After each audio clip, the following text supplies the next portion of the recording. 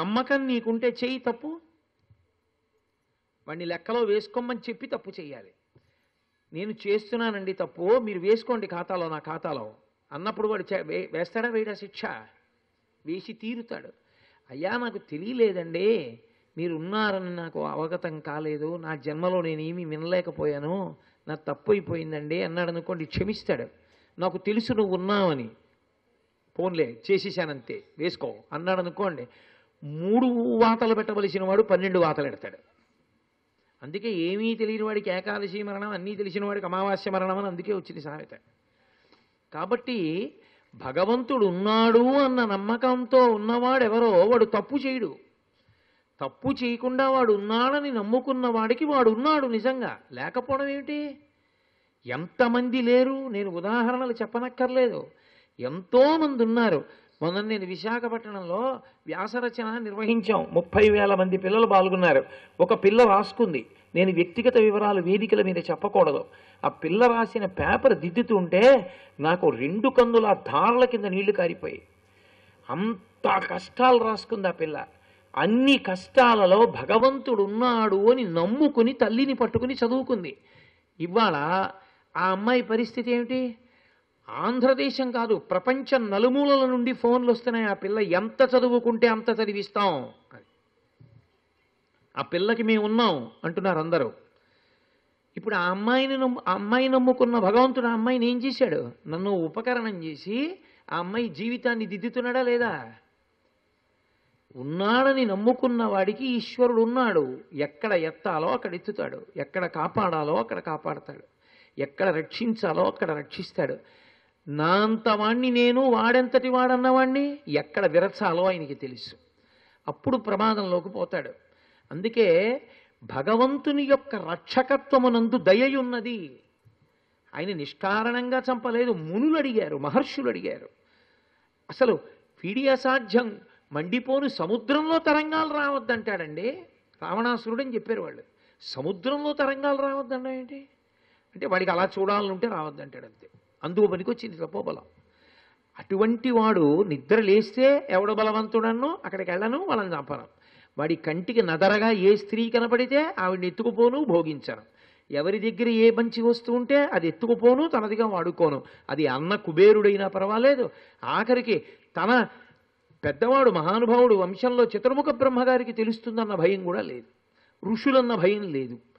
దానివల్ల కదూ మరి. అటువంటప్పుడు సంహారం చేసి ఇక నువ్వు ఈ శరీరంలో ఉంటే పాడైపోతావురా అని ఒకళ్ళ మాట వినవు. ఇక మూర్ఖత్వం వచ్చేసింది నీకు, కాబట్టి ఈ శరీరంలోంచి నిన్ను విడిపించేస్తాను అని విడిపించడం ఈశ్వరుని యొక్క కారుణ్యము కాక వేరొకటి ఎందుకు అవుతుంది? అందుకని ఆయన చంపడం తమోగుణం కాదు, ఆయన చంపడం పరమసత్వగుణం. ఇప్పుడు చెప్పండి, నల్లగా కనపడేటటువంటి విష్ణువు సత్వగుణ ప్రధానుడా, నల్లగా కనపడేటటువంటి విష్ణువు తమోగుణ ప్రధానుడా? పరమసత్వగుణ ప్రధానుడైన పడుకుంటాడని మీరే కదండి అన్నారు. మరి 4 నెలలు పడుకుంటాడు, పడుకునే అలవాటు నిద్రపోయే అలవాటు ఉన్నవాడెవరో వాడు తమోగుణ ప్రధానుడు అని చెప్పాను. నిజమే, నిద్ర తామసికము. విష్ణువు నిద్రపోతారు 4 నెలలు, మనమే చెప్పట్లా. 4 నెలలు పడుకుంటారండి. ఆషాఢ మాసంలో పడుకుంటారు, తొలి ఏకాదశి, శయని ఏకాదశి, ఉత్తైన ఏకాదశి, ఇంకో ఏకాదశి నాడు ఆయన లేస్తారు నిద్ర, తులసి బృందావనంలోకి వస్తారు. అందుకని ఆ రోజున తులసినిచ్చి కళ్యాణం చేస్తారు ఆలయాల్లో అని చెప్తున్నామా లేదా? చెప్తున్నప్పుడు మరి పడుకుని లేచే అలవాటు ఉన్నవాడు తమోగుణం ఉన్నవాడు తప్ప సత్వగుణం ఉన్నవాడు ఎందుకు అవుతాడు? అంటే నేనే సమర్థన, నేనే ఖండన, అది మార్గశీర్షము. ఆయన ఎందుకని తమోగుణం లేని నిద్ర కలిగిన వాడయ్యాడంటే ఆయన నిద్ర మన నిద్ర వంటి నిద్ర కాదు. మనం నిద్రపోయామనుకోండి, బాహ్యంలో ఉన్న కన్ను మూతపడిపోతుంది, బాహ్యంలో చెవులు అలాగే ఉంటాయి, కానీ వినే శక్తి వెనక్కి వెళ్ళిపోతుంది. ముక్కుకి వాసన చూసే శక్తి వెనక్కి వెళ్ళిపోతుంది, చర్మానికి స్పర్శ చెప్పే శక్తి వెనక్కి వెళ్ళిపోతుంది, నాలుకకి రుచి చెప్పే శక్తి వెనక్కి వెళ్ళిపోతుంది. నాకు తిరుపతి లడ్డు అంటే చాలా ఇష్టం అనుకోండి, నేను మంచి గాఢ నిద్రలో ఉన్నాను, మంచి గాఢ నిద్రలో ఉండగా మీరు తీసుకొచ్చి ఆ తిరుపతి లడ్డు నా ముక్కు దగ్గర పెట్టారు అని పీలుస్తూ పడుకున్నాను. కానీ అది తిరుపతి లడ్డు వాసన నాకేమైనా తెలుస్తుందా? తెలియదు. తిరుపతి లడ్డు చిన్న ముక్క విరిచి ఏదో నోరు తెరుసు పడుకున్నాను, నాలుగు మీద వేశారు, ఏమైనా తెలుస్తుందా? ఏం తెలియదు. తిరుపతి లడ్డూని నాకు ముట్టించారు, ఏమైనా తెలుస్తుందా? తెలీదు. తిరుపతి లడ్డూ తెచ్చాను అని మెల్లిగా చెవి దగ్గర చెప్పారు, ఏమైనా వినపడుతుందా? ఏం వినపడదు. ఏమీ వినపడకుండా అన్ని ఇంద్రియాలు వెనక్కి వెళ్ళిపోతే నిద్ర. కానీ నిద్రలో మనసు ఒక్కటి మాత్రం ఇంకా తెలివిగా ఉంటుంది. మనసు ఆత్మలోకి వెళ్ళకపోతే సుషుప్తి, దాన్ని స్వప్నావస్థ అంటారు. స్వప్నమనందు మనసు తెలివిగా ఉండి అది చూస్తూ ఉంటుంది. అది కళ అంటారు. అది కాశీ వెళ్ళినట్టు, లేకపోతే ఏదో మేడ నుంచి ఎదబడిపోయినట్టు అర్థం బద్ధం లేని కళ్ళన్నీ వస్తుంటాయి. ఇంకక్కడి నుంచి ఎవడో తేరగా దొరుకుతాడు ఊళ్ళో, వాడికి ఫోనో వాడి ఇంటికో వెళ్ళిపోయి నాకు కళ వచ్చింది అన్న తప్ప అని వాడిని అడుగుతూ ఉండడం, వాడి పని వాడిని చేసుకొని ఇవ్వకుండా. అందుకని కళ అంటే ఇంకా బాహ్యమునందేమీ పనిచేయవు, లోపల ఒక స్థితిలో మనసు కూడా పనిచేయదు, ఆత్మలోకి వెళ్ళిపోతుంది. గాఢ నిద్ర అంటారు, సుషుప్తి. ఇంకా మనసుకు కూడా ఏం తెలియదు, కాలము కూడా తెలియకుండా నిద్రపోతుంది. మళ్ళీ మనసు లేచాకే తెలుస్తుంది కాలం కూడా. గాఢ నిద్రలోకి వెళ్ళాడు అంటారు. విష్ణువు పడుకుంటే అలా పడుకోరు ఆయన. ఆయన గాఢ నిద్ర కాదు, ఆయన నిద్రకో చమత్కారం ఉంది. పరివర్తన్య ఏకాదశిలో ఏకాదశి వస్తుంది, ఈ 24 ఏకాదశులు. అందులో ఆయన ఒత్తిగిలుతారు, ఒక వైపు నుంచి ఒక వైపుకి ఒత్తిగిలి పడుకుంటారు. ఎందుకంటే ఒకే వైపు పడుకుంటే తిమ్మిరెక్కుతుంది. ఒక వైపు నుంచి ఒక వైపుకి ఒత్తిగిలుతారు. 2 రకాలుగా పడుకోకూడదు అని శాస్త్రంలో. ఒకటి పోర్లా పడుకుని నిద్రపోకూడదు, 2 వెల్లకిలా పడుకుని నిద్రపోకూడదు. ఇలా పెట్టి పడుకుని నిద్రపోకూడదు. ఇప్పుడు ఎడంచేతి వైపుకు పడుకుని నిద్రపోవాలి.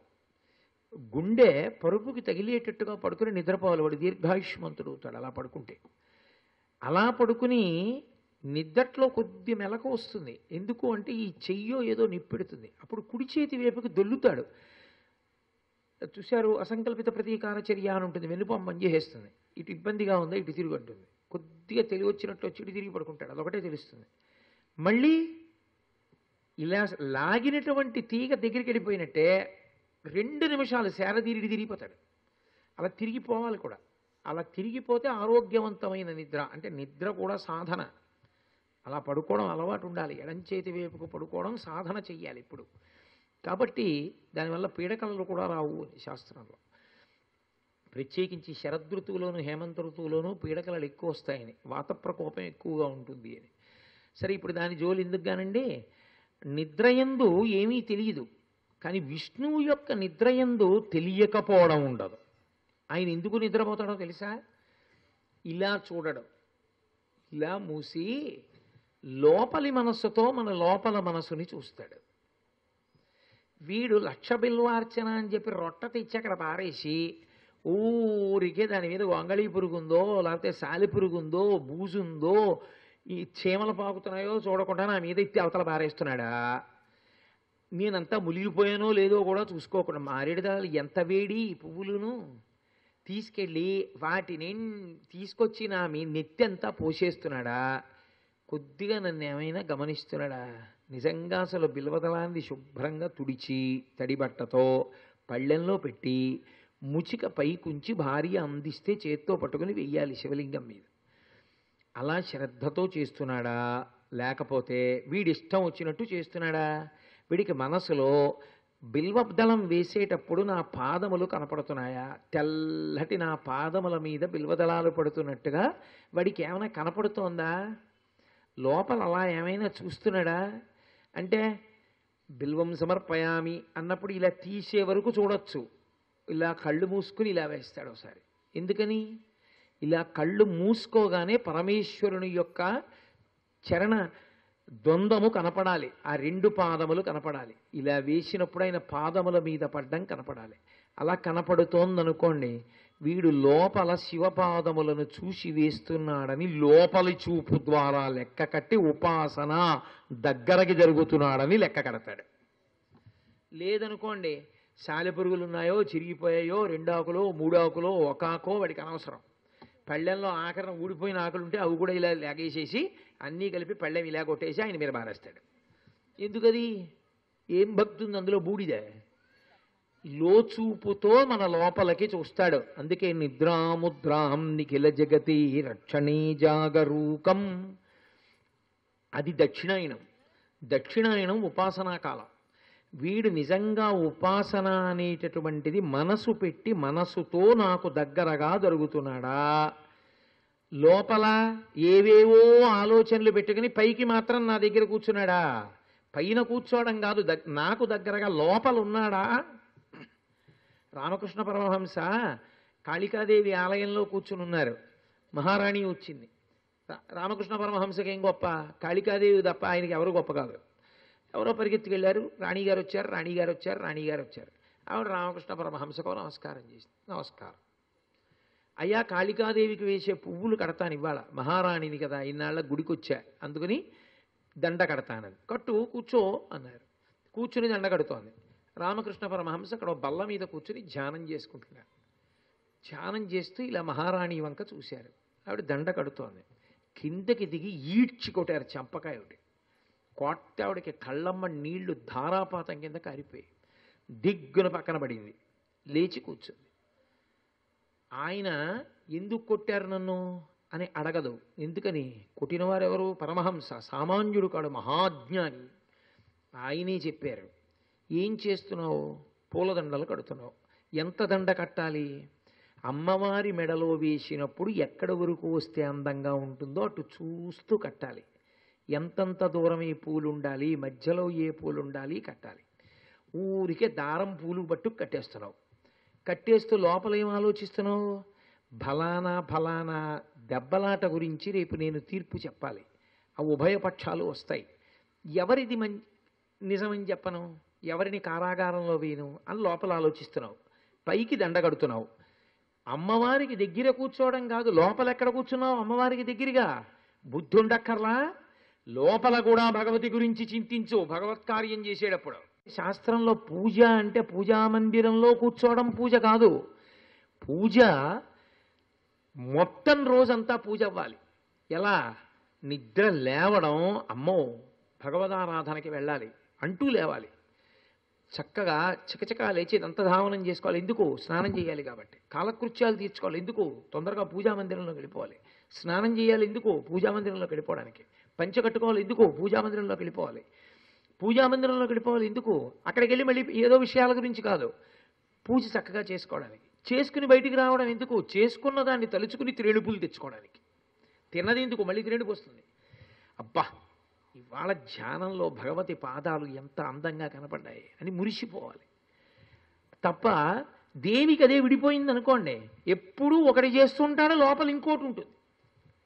పూజ చేస్తాడు, నిజానికి పూజలో గంట సేపు పూజా మందిరంలో కూర్చున్నాడేమో కానీ భగవంతుడికి దగ్గరగా కూర్చున్నది 2 నిమిషాలే. మీరు పూజా విధానం చూడండి, మీకు తెలిసిపోతుంది. పూజా విధానం చూస్తే మీకు అర్థమైపోతుంది. అగరు ధూపం ఇవ్వడం చూస్తే తెలిసిపోతుందండి. సాంబ్రాణి వేయడం చూస్తే వాడు పూజ చేస్తున్నాడో వాడు నటిస్తున్నాడో తెలిసిపోతుంది. నేను ఇలా కూర్చుని మా ఇంట్లో ఏమిటో ఏదో చెడు వాసనలా ఉంది, ఏదైనా కాస్త సువాసన ఉన్నది, ఇలా పట్రా అన్నాను అనుకోండి, తీసుకొచ్చి ఎక్కడ చూపిస్తారు? ముక్కుకి చూపిస్తారు. తీసుకొచ్చి నా కాళ్ళ దగ్గర ఎట్టారు అనుకోండి, నేను ఏమంటాను, బుద్ధి ఉందా లేదా? ఇలా వాసన కొట్టేది ముక్కు దగ్గరికి ఇస్తావా, కాళ్ళ దగ్గర ఎడతావా? ఇది కాళ్ళ దగ్గర ఎందుకే అంటానా? అన్న అగరత్తి ఇలా తిప్పమని ఎవడు చెప్పాడు నీకు? ఎందుకది? ఈశ్వరుడి ముక్కు దగ్గరికి పట్టుకెళ్ళాలంటే ఆయనకి వేడి తగిలేటట్టు నెరుసులు పడేటట్టు కాదు. ఇలా పట్టుకుని ధూపం ఇలా చూపిస్తే చాలు. ఎక్కువైతే ఆయనకి దగ్గు వస్తుంది పొలమారి. ఇలా చూపించి వెనక్కి తీసి పెట్టేయాలి. అసలు వాడు ఉన్నాడన్న ఆలోచన నీకుంటే పూజలా ఉంటుంది. అది విగ్రహం అంటే మన ఇష్టం, ఎలా చేసినా తప్పు లేదు. లోపల జరుగుట అంటే చేసిన దానిని బట్టి తెలుస్తుంది. అది ఎంతసేపు చేశావు అనవసరం. 10 గంటలు చేసి 10 నిమిషాల లోపల జరగని దానికి ఎందుకు ఆ పూజ? భక్తి లేని పూజ పత్రి చేటు. పత్రితో పూజ ఎందుకు చేయాలంటే లోపలికి జరగడానికి ప్రయత్నం చెయ్యాలి. ఒక పావు గంట చేశావు, నిజంగా మనసు ఎంతసేపు ఉంది అక్కడ అన్నది చూసుకోవాలి. అన్నది చూసుకోవడానికి పూజ చెయ్యాలి. లోపల అలా చూస్తున్నాడా లేదా అన్నది బయటి పూజలో ఎలా తెలుస్తుంది? తెలియచ్చు, తెలియకపోవచ్చు. వెనకటికి ఒక గురువుగారు పూలదండ చేత్తో పట్టుకుని అలా కళ్ళు మూసుకొని ధ్యానం చేస్తున్నారు. శిష్యుడు వచ్చి అన్నాడు, గురువుగారు పాదాల మీదే పెట్టేయండి అన్నాడు. తెల్లబోయాడు గురువుగారు. ఏమిట్రా వీడు ఇలా ఎందుకు చెప్పాడని ఇలా చూశాడు. నాకు అర్థమైంది గురువుగారు, మెళ్ళ వేద్దామా కాళ్ళ మీద పెడదామా అని చూస్తున్నారు. మాల పొట్టిగా ఉంది, కిరీటం మించి ఎక్కదు, కిరీటం కదులుతుంది మాల వేస్తే, అందుకని పాదముల మీద పెట్టేయండి అందంగా ఉంటుందన్నాడు. తెల్లబోయాడు గురువుగారు. అంటే గురువు మాల ఎందుకు పట్టుకుని ఆలోచించాడో శిష్యుడు పట్టుకున్నాడు. మనం అనుకోండి ఇలా ఇలా ఇలా ఇలా తొడిగేస్తాం. నిజంగా ఏదో ఈశ్వరుడు ఇలా కూర్చున్నాడు అనుకోండి కిరీటం పెట్టుకుని, ఓ ఇంత మాలట్టుకొచ్చేస్తారని కిరీటం కదలచ్చా? అప్పుడు ఏం చేయాలి? పాదముల మీద పెట్టాలి. సరిపోయిన మాల ఉంటే మెళ్ళో వెయ్యాలి. మూర్తికి తగిన మాల వెయ్యాలి, అంతేగాని పొట్టి పొడుగు పాదాల వరకు వేలాడేటట్టు అలా వేయకూడదు కదా. ఆ అందం లోపల జరుగుతున్నాడా, దగ్గరగా వెడుతున్నాడా? ఆ దగ్గరగా వెళ్ళినటువంటి ప్రక్రియ ఏది ఉందో అది ఉపాసన. అది లోపల మనసుతో జరుగుతున్నాడు. లోపల మనసుతో జరుగుతున్నది బాహ్యనేత్రమునకు దొరకదు. అందుకని ఆయన దక్షిణాయనం ఉపాసనా కాలం గనక వీడు ఈశ్వరుడికి ఎంత దగ్గరగా ఉన్నాడన్నది కళ్ళు మూసుకుని లోపలికి చూస్తాడు. పైకి చూసినవి ఒకలా ఉంటాయి, లోపల ఒకలా ఉంటుంది. దాన్ని దంభము అంటారు శాస్త్రంలో. పైకి ఒకలా కనపడుతుంది, లోపల ఒకలా ఉంటుంది. అది దానికి కొంగ ఉదాహరణ. కొంగ నీటిలో నించుంటుంది, ఒంటికాలు మీద నించుంటుంది, కళ్ళు మూసుకుంటుంది, అలా నిలబడుతుంది. ఎవరైనా చూస్తే జపం చేసుకుంటున్న యోగి అనుకుంటారు. అది అలా కదలకుండా ఎందుకుంటుందంటే చేప దగ్గరికి వచ్చేవరకే, రాగానే చటుక్కున తన చంపుటాలతో పట్టుకుని ఎగిరిపోతుంది. పైకి తెల్లగా ఉండి లోపల చేప కోసం, అందుకే కొంగ జపం అంటారు. ఆ చేప కోసం చూస్తూ ఉంటుంది. అలా పైకి ఒకలా లోపల ఒకలా ఉంటే ఈశ్వరుడు పట్టుకుంటాడు దాన్ని. ఇతరులు పట్టుకోలేకపోవచ్చు, ఈశ్వరుడు పట్టుకుంటాడు. ఎందుకో తెలుసా? రామకృష్ణ పరమహంసే ఒక మాట చెప్తుండేవారు. ఒక వేశ్యాగృహం ఉండేది. వేశ్యాగృహానికి ఎదురుగుండా ఒక సాధకుడి గృహం ఉండేది. ఈయన సాయంకాలం అయ్యేటప్పటికీ 6, 6:30, 7 చూసేవాడు వచ్చేసాడు పెద్ద వాహనం వేసుకుని. ఎంత ధనవంతుడో! లోపలికి వెళ్ళాడా ధనమంతటినీ లాగేస్తుంది. అలాగే వస్తారు. ఇదిగో ఇవాడు వీడొచ్చాడా, నిన్న వాడొచ్చాడా అంటుండేవాడు ఎదురుగుండా కూర్చుని. ఆవిడనుకునేది తుచ్చమైన శరీరం, దిక్కు లేక ఈ శరీరంతో పొడుపు వృత్తి చేస్తున్నాను. ఆయన మహానుభావుడు.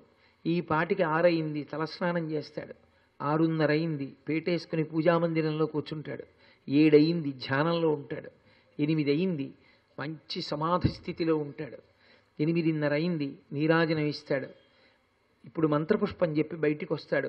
పరమ శౌచంతో ఈశ్వర ప్రసాదం తిని భగవన్నామని చెప్పి పడుకుంటాడు.